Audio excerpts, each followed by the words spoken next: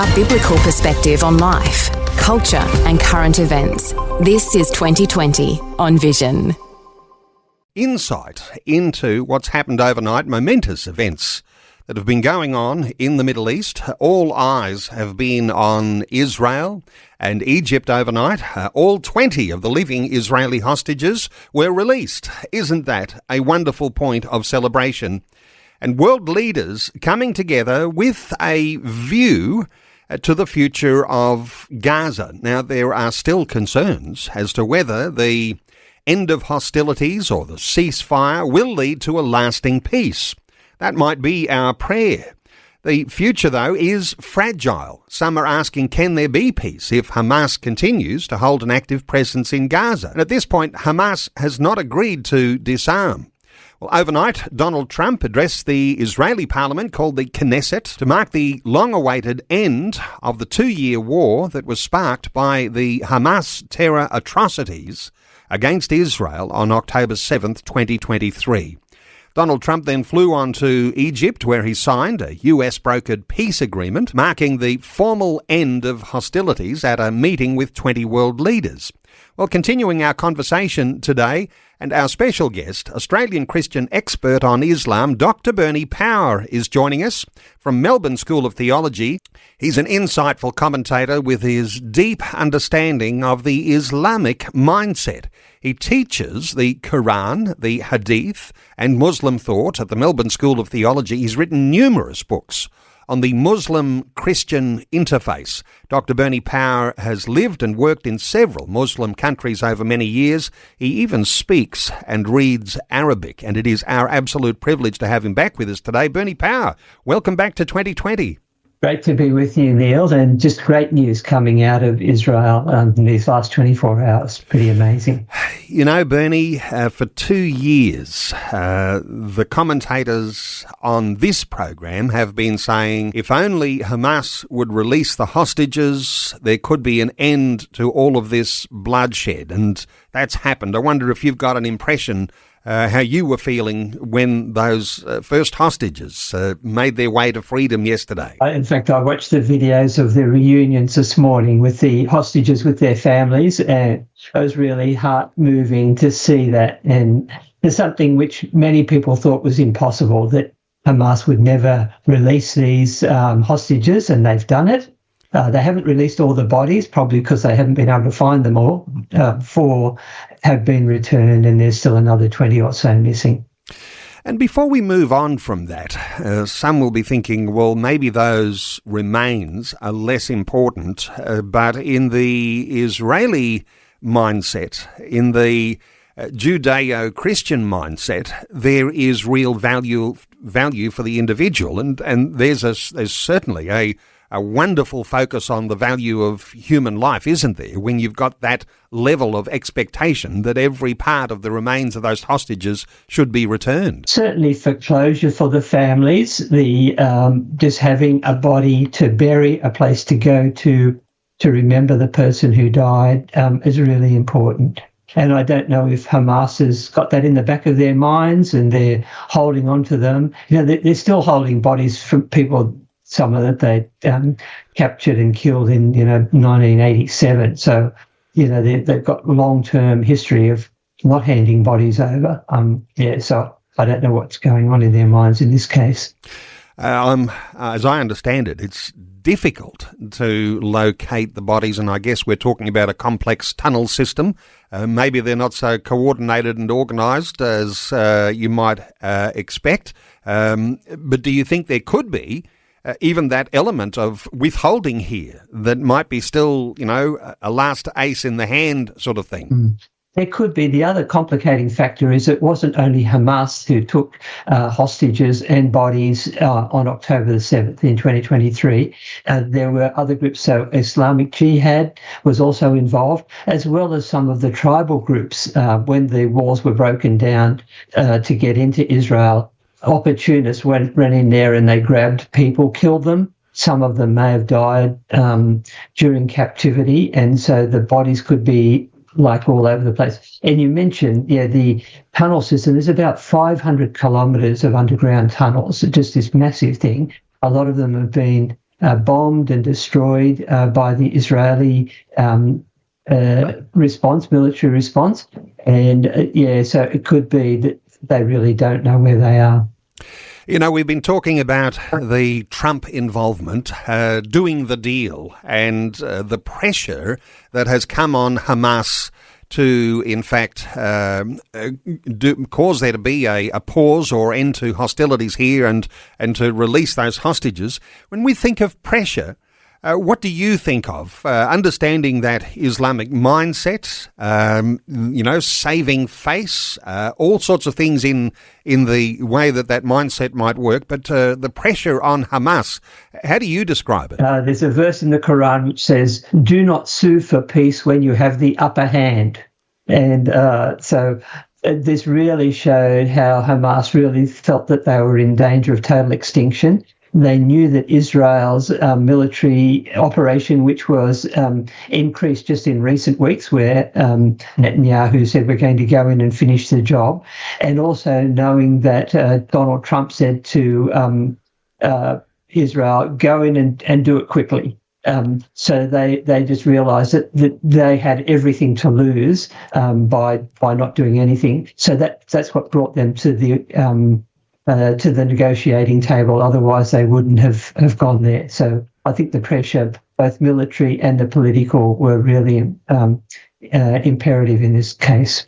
All sorts of kudos being given to Donald Trump around the developments, but the pressure on Hamas, perhaps from the other Arab states, Qatar and Egypt and Turkey, Saudi Arabia, Jordan, the UAE, even Indonesia, is the pressure that would have come from those fellow Arab, even Islamic states, even more likely to have been the thing that might have swayed Hamas? Yeah, I think that would be a big one. And maybe there have been promises that have been made under the table to them about them. So, one of the things in the 20-point plan is that those who want to leave will be given free passage out of Israel and to be resettled in other countries. And maybe some of these countries, and already Qatar, of course, has been hosting the leaders of Hamas, so has Turkey, and maybe others have said, look, we will resettle as many of your people as you want, so at least you'll survive to fight on. Just your insights here, Bernie, on the strength, the might of the aggressor, and not giving in. But when you're outnumbered and when the military power against you is overwhelming, then you've got to give way, and that seems to be what's happened here. The sorts of threats, all hell will break loose, the take it or leave it approach. How do you reflect on that, and how does that sort of play in the Islamic mindset? Yes, so there's a lot of pragmatism within Islamic thinking. We saw that in the life of Muhammad. At the times when he realised that he couldn't win, he would sign treaties with people, and or that he felt that he was weak. And then when the opportunity came for him to break those treaties, that's what he did. So that's always in the back of my mind. When Hamas wasn't a signatory to the agreement, they said they've agreed to it, but they didn't sign to it. And likewise, Israel hasn't signed up to it. They weren't there for the meetings in Sharm el-Sheikh. So neither side there both sides can actually say, well, we were not signatories, we're under no obligations, and so that gives both sides kind of a grounds for breaking any commitment that they've made in the future. Okay, does it weaken the significance of the end of hostilities, or Donald Trump saying the war is over, if Israel wasn't at the table? Neither was Hamas, and I'm aware that Iran was invited, but they said we've got problems with US and Israel, so we won't be there either. So does it weaken the significance of what we might hope has been put in place overnight? I think so. Like we've been here before, back in 93 and 95, Israel and the Palestinian Authority, as it was then, signed the agreements that there would be land for peace and recognition for peace. But over time, both sides kind of niggled away at the edges and broke some of the agreements, and so consequently the whole thing fell apart. So, this is now 30 years later, we're going back to the similar kinds of things. But it does give a person cause for pessimism about how much this will hold out, particularly when both sides, or elements on both sides, are totally committed to the destruction of the other. Hamas has said, we'll do October 7 again and again and again. And Netanyahu said there is no real place for a Palestinian state in the land of Israel. So both sides are kind of committed, and I mean, Netanyahu isn't even the most radical of the Jewish voices. So you've got guys like Smotrich and what's the other guy's name's just fallen out of my head? Not sure. Itim Ben-Gvir is the guy. But saying, well, there should be no Palestinians on this land at all. It all belongs to Israel. So you've got both of these kind of on the edges of the two groups, or sometimes closer to the centre, who are quite committed to the destruction of the other and the non-existence of the other. So it's quite a difficult one to work through. It is difficult to work through. Hey, Hamas weakened militarily and diplomatically, and you've got these 20 nations all standing for a Trump peace plan. The thought that the tide had turned against Hamas. Has the tide turned against Hamas globally, or do you think that'll take time to sink in? Because we've been talking just a little earlier about how anti-Semitism has become rife around the world. It's polarised people around the world. The tide turning against Hamas, do you think that'll take time for the world to understand that? Yeah, it's interesting. I don't think there's nobody who's saying Hamas should have a place at the table. Everybody's saying Hamas should be totally discredited as a voice and agent in this whole process. They need to give up their guns. Then maybe they need to go to other countries, but they should not be involved. And even Palestinian Authority. By the way, the Palestinian Authority isn't a one group of all Palestinians who agree on everything. They are just as divided as any other group is. And so there'll be elements in there. Fatah is the biggest party within the Palestinian Authority. They hate Hamas because when the Israelis exited from Gaza in 2005, there was a civil war between Hamas and Fatah, and Hamas basically killed as many Fatah members as they could get hold of and kick the rest out. So there's real animosity between these two sides. So the Palestinian Authority will be glad to get rid of Hamas. They don't want them. So I think Hamas certainly as a military force and a political force will greatly diminished, if not completely spent. Doesn't mean their ideology is finished. The radical Islamist one of the land belongs to the Muslims forever will continue, but it may not be through this particular organisation. A biblical perspective on life, culture and current events. This is 2020 on Vision. Hey, before we take any insight from listeners here, I don't know whether you caught it, Bernie, some imagery, a billboard in Israel saying of Donald Trump, Cyrus the Great is alive. And, of course, the comparison there between Donald Trump and Cyrus, the ancient Persian king who, according to the Bible, allowed the Jewish people to return to their homeland from Babylonian exile to rebuild the temple in Jerusalem. Those sorts of biblical comparisons, I don't know, how do you feel about that sort of thing? Yeah, it's fascinating. I just had a look at it. The interesting comparison is that Cyrus was not sort of a believing person. He was a politician. He was more interested in keeping his empire together, and that was why he sent the Jews back to Babylon. It was kind of a placation method of making the subjugated people happy with him. So that's an interesting kind of comparison. Donald Trump is a politician. He claims to have a Christian faith. But even a person, no matter what their situation, God is working out his plans, and in the hands of God, people can use their power for godly purposes, even if their motives are ungodly. And I thought, that was a great combination. A comparison there with Cyrus the Great, a reference to him being like God's anointed, a rare title for a Gentile ruler. There is some obvious comparison there. Somebody's put two and two together and said, Dave, you're looking for some biblical comparison, that might be it. Your listeners might have their own thoughts. Some texts coming through. One from Mike in Tasmania who says, Neil and Bernie, isn't Hamas the offspring of the Muslim Brotherhood? They are a much bigger player.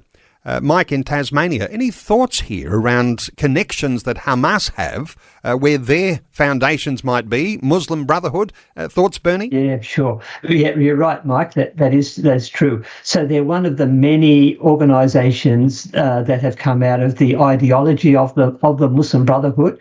The Muslim Brotherhood headquarters, by the way, have been in Qatar. So they've been hosting Hamas for the last couple of decades. But also the Muslim Brotherhood in Egypt, they managed to win the elections there under Mohammed Morsi a couple of years ago. So they're kind of the big umbrella organisation or ideology that impacts a whole lot of the groups. So like the Hezbollah and other groups would also have connections with them. But the Qatar connection is quite a strong one. So, yeah. Would those groups, like the Muslim Brotherhood and the power that they have, particularly in places like Egypt, would they have been represented by their leaders around that table last night as they are signing the end of hostilities, the end of the war? Would they be a part of that? Yeah, it was interesting. Just looking at the optics, there was Abdel Fattah al-Sisi, the Egyptian president, who hates the Muslim Brotherhood because they're very strongly opposed to him, and he's got hundreds of them in prison, and they've even executed some. On the other hand, you've got on the other side was actually sitting beside him was the Prime Minister from Qatar, who is very supportive of the Muslim Brotherhood. Again, with these groups, there's not just a militant terrorist wing of them, but they also have political wings. Sometimes they'll work; those things will work together. Sometimes they'll work quite separately. And Hamas is very much a terrorist military wing, but there are also political elements that Qatar was happy to support. Some listeners taking advantage of an opportunity to send us a text on 0447 488 316. And Stephen Adelaide says, I can't see the second stage of the peace plan working, as your speaker has been saying about Hamas. I too believe they can't be trusted, and they will definitely not like the idea of disarming. Thoughts here for Steve? Yeah, and I think this could be the first thing that on which the ceasefire breaks down, which is what happened last time when they had the ceasefire earlier in the year. The Hamas then fired some, taking advantage of the Israel's non-fighting. They fired some rockets into Israel, and then Israel restarted the hostilities. I think the Hamas will really find it hard to give up their guns. They've got this massive system of tunnels underneath, and nobody really knows what's happening underneath the ground. There may even be public ceremonies where some weapons are handed over, but I doubt if there will be complete disarmament. Thanks so much, Steve, for your text. Our talkback line open 1800 316 316. Send us a text 0447 488 316. Hey, Bernie, the concept that Hamas and other factions agree that they won't have any role in the governance of the new Gaza. directly or indirectly. I mean, how does that play out in your understanding of the Muslim Islamic mindset in all of that? And is it almost impossible to say there'll be no connections with any of these other groups anyway? Yeah. Again, also remember that we often think of the Islam as a block where everybody's kind of working happily together for a single goal. But in fact, they're often very divided. They've got different. They may have a similar kind of end goal. But their way of getting to it will be quite contradictory and quite different with each other, and that often puts them at odds with each other. They'll often, fight with each other. So I think that this is going to play out, and now the Fatah group has got some ascendancy, and they'll be using their power to get what they can. There's been a bunch of texts coming through, Bernie, and if I just reflect one or two of these. If you could please give a Christian and Jewish perspective on Prime Minister Netanyahu. Is he a good and godly leader? Also, there seems to be a lot of praise given to men, like Donald Trump. I wonder if the Jewish leaders will give ultimate praise to God. Any thoughts from you around people who are getting this sort of adulation and perspectives on Netanyahu? Yeah, I watched Donald Trump's speech last night to the Knesset, and there's certainly a lot of praise going both ways for both men. And whether they're good and godly leaders, I think of, say, the kings of Israel in the past, and that they were always a mixture of some who were really, really bad and some who were pretty good. But even the good ones, like King David, King Solomon, had their moral failings, and David was described as a man after God's own heart, and yet we see he was also capable of doing these most atrocious things, and Solomon was probably even worse.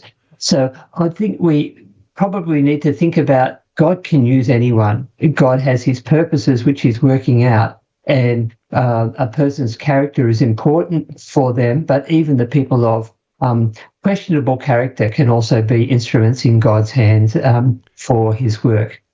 Let me reflect.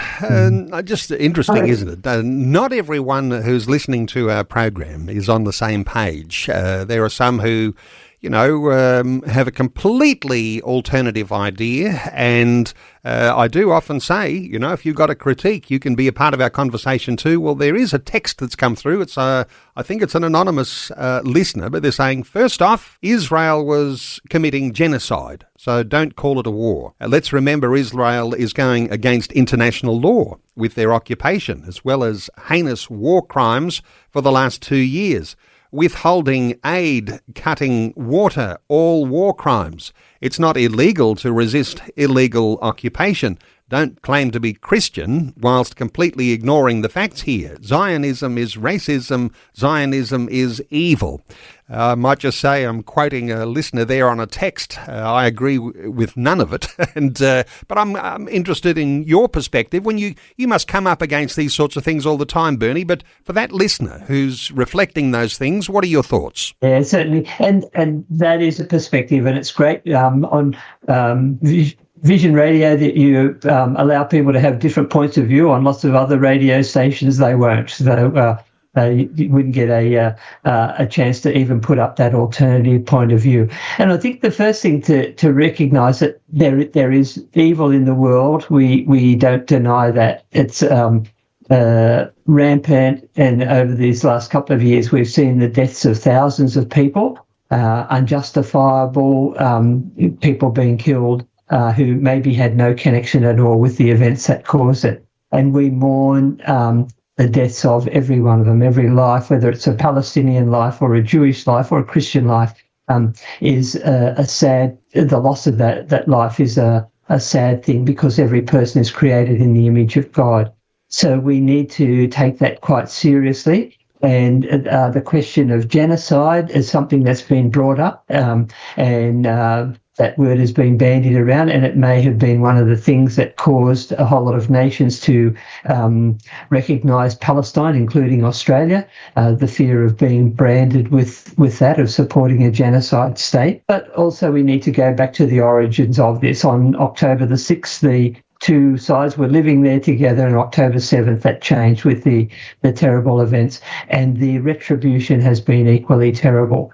So we do live in an imperfect and fallen world, and we recognise that this isn't the way that God designed things or the way that God wanted things to happen, to work out. And so we try to do our best to be peacemakers, to be people who are restorers of broken walls, people who can build up relationships with people, rather than just simply taking a side and blaming everything on the other side. But taking a much more nuanced view than that. Okay, another text, and just in case you're thinking we don't let any, ill-feeling texts get through, let me quote from another listener here. Jesus would never have stood with Israel. In fact, John Nelson Darby has completely rewritten his own version of the Bible to convince Christians to support Israel. But this is false. It's not the true teachings. Get some Palestinian representatives if you want to be fair to both sides here.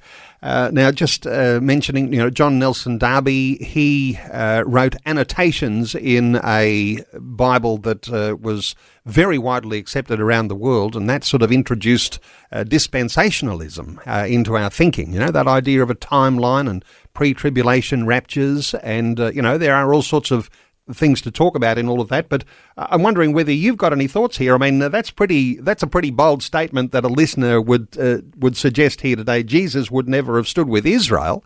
Any thoughts from you, Bernie? Yeah, so it's interesting. Even like Christians are divided on this. So you'll have the two big camps, one which would be the kind of Christian Zionism, where they would say that the land belongs to Israel forever and it cannot be taken away from them. And then others who would take a more covenant theology approach, where they would say that Israel is a political state, but not necessarily the continuation of the kingdom of God. And when Jesus came, he actually made a separation between Israel, the political state, and God's purposes in the world. And through this, we see the church develop. So the churches are quite divided on that, and I speak at congregations where either or both perspectives would be held, and we need to take those seriously and listen to the other sides. I've done videos on this to present both sides, and I think that's an important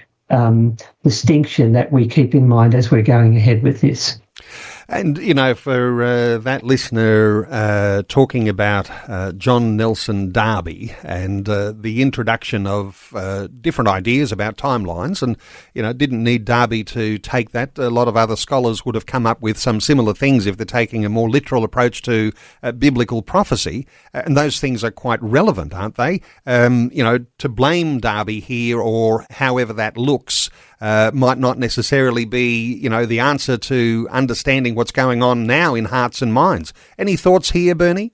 Yeah, and it is really a tricky one in terms of thinking, what is the meaning of all of these events? For some people, they would say that these are the fulfillment of prophecy, and that this will be a way in which Israel is able to regain control of the land and establish the kingdom there.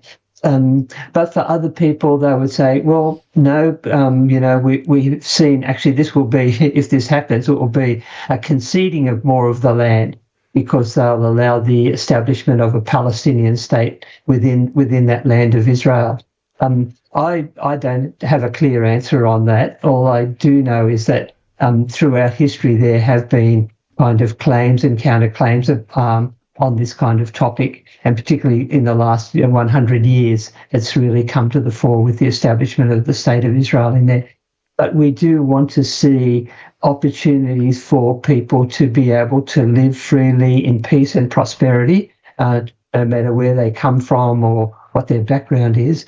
But more than that, we want to see the propagation of the good news of Jesus throughout all the land, and any kind of processes which will enable or facilitate that, I think, are good and positive ones. So. I just want to make an apology for listeners trying to get through on our talkback line. We've had a little technical issue there. Haven't been able to put any calls to air. I think we'll probably not be able to for the rest of our program either.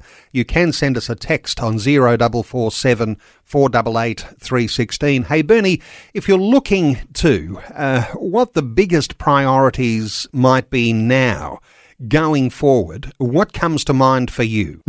Yeah, I mean, my wife and I watch the news every night and just devastated by the pictures of what we see happening in Gaza and the destruction that's going on there. And we've lived in many of these countries. I've visited Israel 4 times. And just to see the impact of poverty and displacement and war, each time I take a team overseas, I take them to a refugee camp just to let them see what life is like there. So the biggest thing I would see would be the re-establishment of some kind of stable life for the people of Gaza.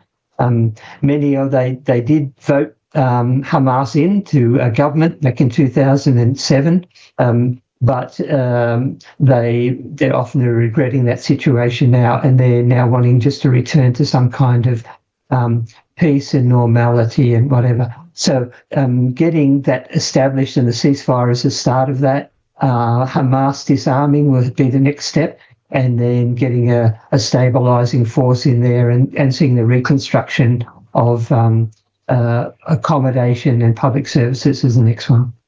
And I guess that disarmament of Hamas is going to be the priority. Nothing much can happen if Hamas is still holding some level of power or some level of military capacity. Unless that evaporates, disappears, is surrendered, there's going to be a very difficult time ahead, isn't there? Yeah, and I see in point 6 of the Trump's 20-point plan, Hamas members who commit to peaceful coexistence will decommission their weapons and be given amnesty, and those who wish to leave Gaza will be provided safe passage to receiving countries. So all of those who are committed to continuing the fight should leave Gaza and go somewhere else, and it should be just allowed as a place where peace is allowed to reign again.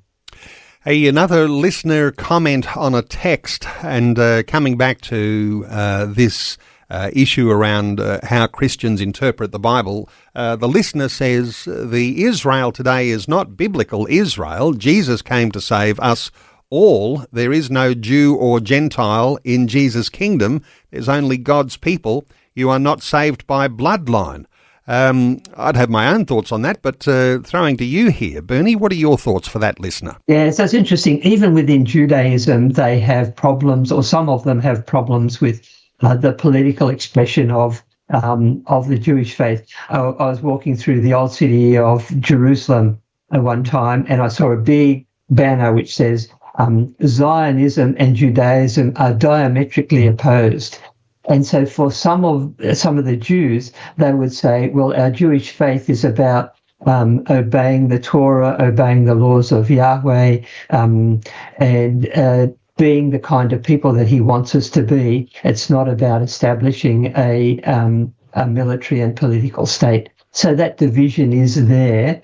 But then, we live in a real world, and we have all of these different kinds of things. We'll have different competing groups, and they'll be looking for ways to express themselves and ways for them to live. And we need to take that into account. How can we do that? And so how can we, as Christians, be involved in the political process, or at least praying for our leaders as they're making all of these difficult decisions? When we think of questions like this listener is making a comment here, the Israel today is not biblical Israel, the Israel that Jesus came to save us, there is no Jew or Gentile. Isn't there just a little bit of a lack of understanding there around covenant? Didn't God come and make a covenant with Abraham, and it was around the land of Israel? Mm-hmm. So if there are Israelis who are now back in the land, and there's scholars who can give you chapter and verse as to how that is a fulfillment of biblical prophecy, that God is still actively working through the people of Israel to fulfill his ultimate purposes. Where we fit in church there, almost a spiritual dimension, a dynamic where the Christians fit in. But this thought that, Jew and Gentile are all one, that's not necessarily a biblical concept either, is it? I mean, neither Jew nor Greek, there is something there that Paul was talking about by way of evangelism, but in covenant sense, there is a separation. There is the Jewish people, the Israelis, the Israelites, and God is doing his will and bringing those things about. Isn't that more, a simple way of looking at a biblical way of thinking about things interpretively here, Bernie? Yeah. So I imagine the person who wrote that would hold to what we call covenant theology. And for them, they would say the significant thing in the coming of Jesus is that he came to establish a new covenant.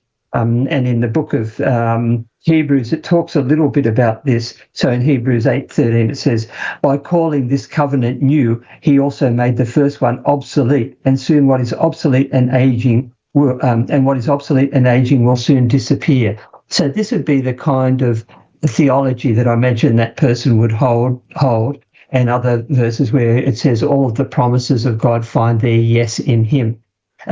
So this perspective would be that the Jewish people do continue to exist as a nationality, as a race, but the promises of God will not find their fulfillment in the political program of the people of Israel.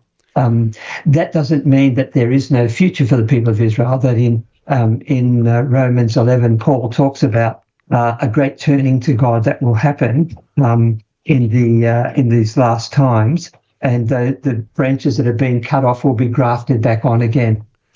So the two can be held together in a way, but yeah, that would be one kind of perspective. No doubt there's more room for some conversation around all of this and the way these things look to the Christian believer today. Hey, running out of time, I want to ask you about Australia in the mix of all of the things that have been going on overnight. Any thoughts here around, our own political leadership? There's been a fair bit of, pro-Trumpism, even in the likes of a Penny Wong and, Richard Marles, who's on duty while Albo's having a bit of a break. They're all singing Trump's praises. Now, that hasn't been the position of our government for the past 2 years. Any thoughts around is something changing here, Bernie? Yeah, I think it's called tariffs. That's been the big thing that Trump has done, and he's really kind of thrown the whole economic system of the world into disarray by changing the rules very radically in America's favour, and everyone's scrambling. I'm amazed at how nobody's willing to say things that are very critical of him. For fear that he may, and he talks about, the great retribution that will happen. China recently tweaked his nose on the rare earths, and now he's talking about putting 100% tariffs on. So I think that's really the issue, that they're really concerned about the economic implications of their statements.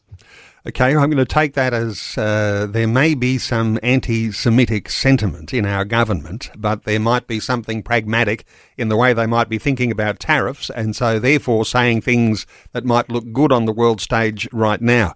Hey, fragility for the future. We might be celebrating today what's gone on over the last 24 hours. In your mind, Bernie Power, how fragile do things look? Yeah, look, I'm hopeful. I'm by nature an optimist, and do hope that things will turn out well. But history hasn't necessarily shown that. So with the signing of the Oslo Accords, there was this great optimism about the future, and even a couple of Nobel Peace Prizes were awarded to the people who were involved in that. But it very quickly unravelled under, real politic as the different factions within the countries started to get to work. There were terrorist attacks against Israel. There were settlers attacking Palestinians. And so bit by bit, the thing unravelled. and I'm wondering if that might not happen again. The likelihood of ongoing skirmishes, even the divisions, as you mentioned, within Islam. I picked up a little earlier today, there are clans that are clashing with Hamas in what is the aftermath of this peace plan. So the unlikelihood of anything being perfectly aligned with something that might be smooth, there are all sorts of things ahead which might be difficult to deal with. Hey, we have run out of time. Bernie Power, always appreciate your great insights. Such an insightful commentator, a wonderful grip on Islamic mindset in how we understand how both sides might be thinking. Bernie teaches Quran, the Hadith and Muslim thought to Christians at the Melbourne School of Theology, and he's written numerous books on the Muslim-Christian interface. Some of the books, Understanding Jesus and Muhammad. He's written a book called Engaging Islamic Traditions. He's written a book called Challenging Islamic Traditions, and he's written one too, The Storytellers. There's lots of things that you can glean from such a great insight from Dr. Bernie Power from Melbourne School of Theology. To connect with him, mst.edu.au for Melbourne School of Theology, and there is a website that Bernie has, berniepower.com, berniepower.com. Bernie, thank you so much for taking some time to share your insights once again with listeners today on 2020. Thanks so much, Neil. It's been a privilege being with you. God bless you all. Thanks for taking time to listen to this audio on demand from Vision Christian Media. To find out more about us, go to vision.org.au.